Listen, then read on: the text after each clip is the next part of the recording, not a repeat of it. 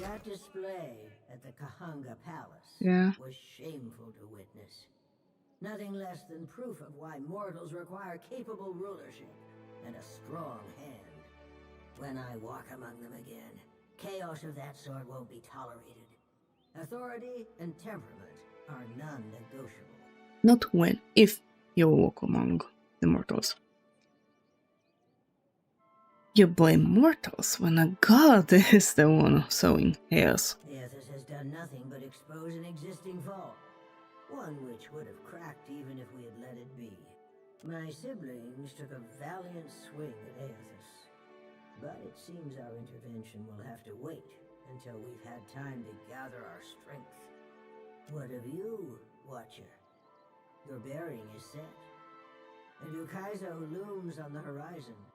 After everything you've seen, do you believe mortals are equipped to take control of their destiny? Or do they need a firmer hand? A firm hand crushed my castle. I could have done without that. Your heart is thick with vengeance. Even in defiance do you serve me. Find Aethys. Follow him to Ukaizo. And let my justice fill your sails. How my siblings preened and postured after the events at Hasongo, but came no closer to consensus.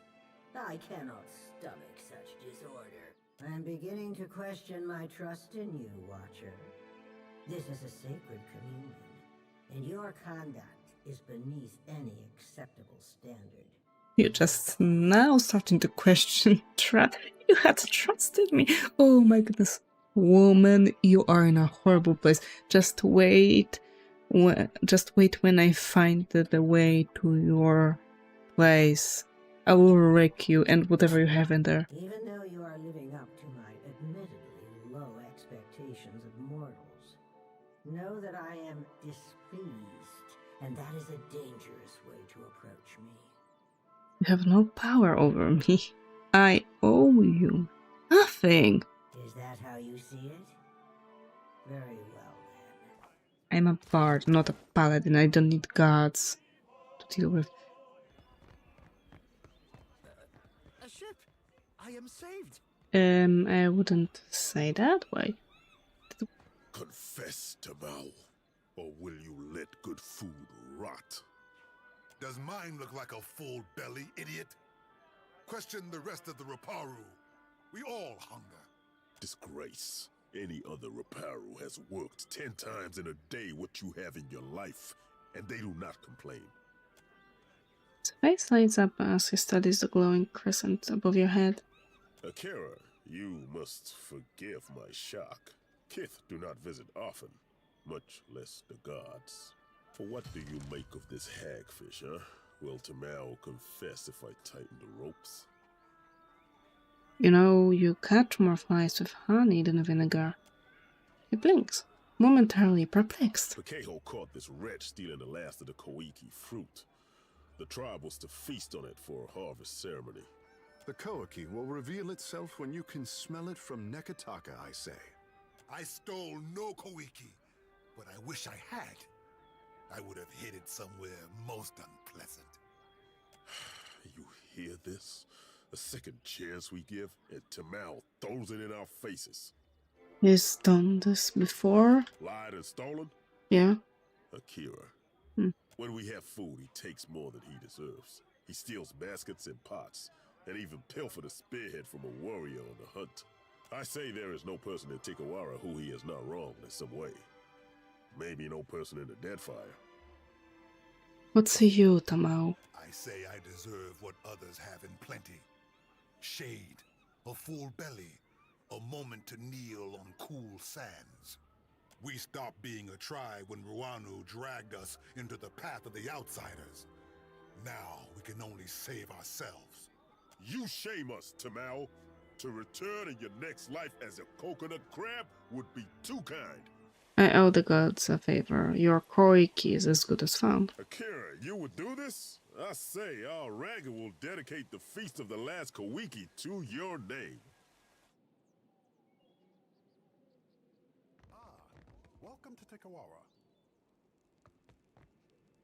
And Aumaua huddles in close conversation with the warriors next to him. He whispers in a low, stern voice. No sooner do you catch his eye than he grins wide enough to stretch every muscle in his face. Happy day that the gods smile upon us. Favorable omen.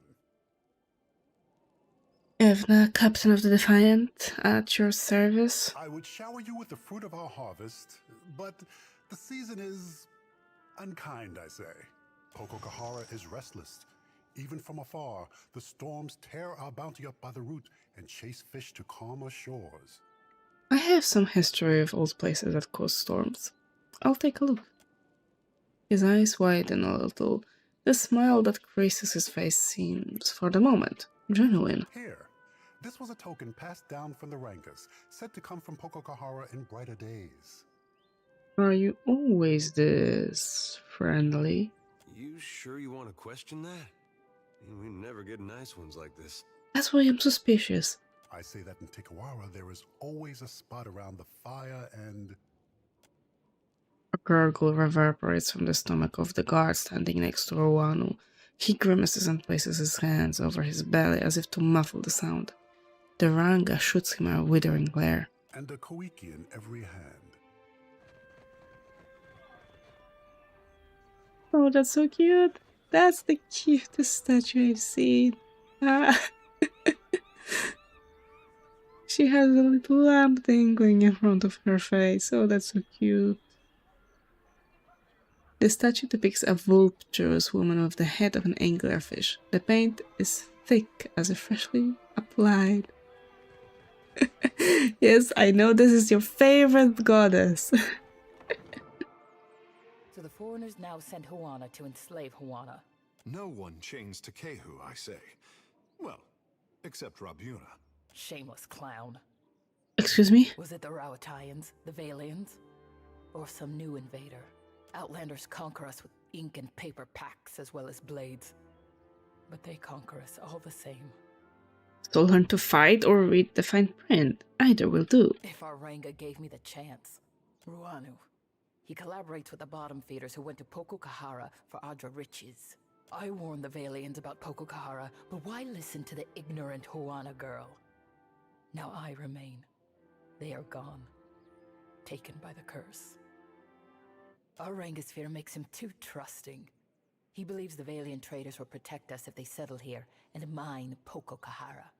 So the villagers pour their sweat into the sand, building a trading post on a barren island. And what do you think will happen? If more Valians come? Mm-hmm. Akira, the same thing that has happened with every other foreigner. They will kill us, rob us, enslave us. And many see in you the blessing of Nagati. If the trickster touched your soul, then prove it now. If you go to Pococahara, I say the best thing is to destroy it for the tribe.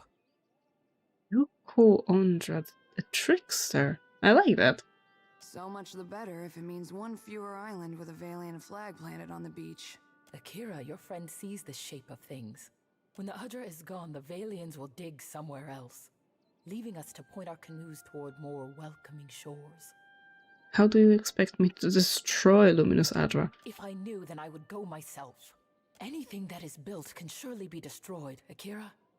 And the storms are proof of powerful magic at work. Dispel this magic, banish it, whatever needs doing.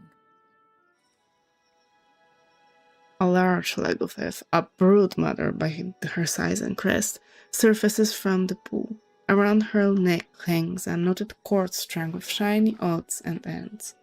She chirrups softly. As you draw closer, she gurgles in agitation but does not attack. She dives back down and disappears. You hear splashing and chattering coming from further up the slope. Okay, so we know where she is. This should be where they tear your throat out. I know. That's why I'm intrigued that she did it.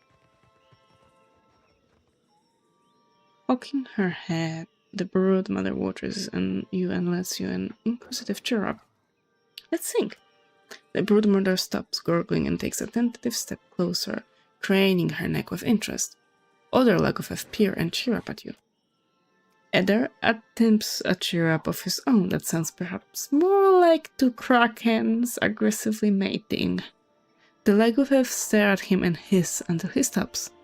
Eder clears his throat as though that was what he had been doing all day along.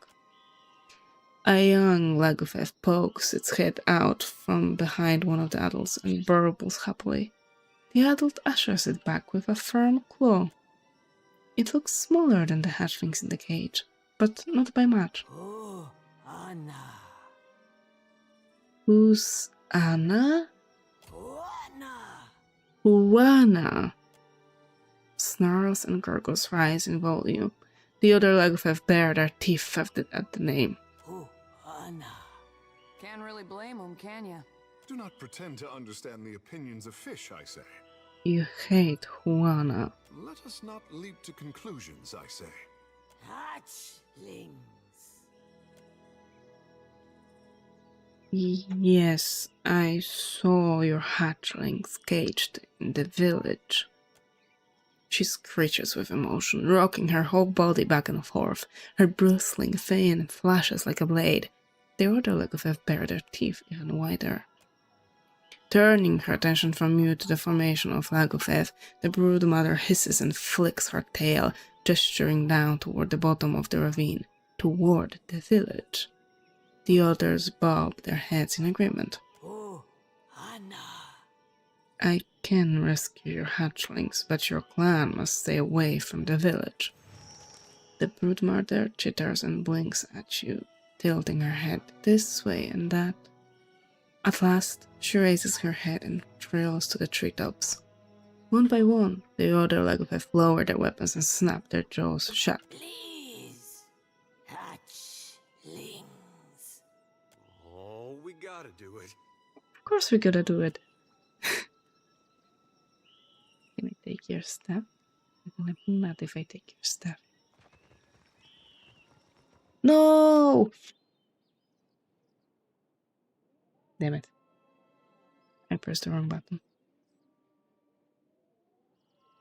Okay, let's do that again. The outcome will be the same, I can assure you.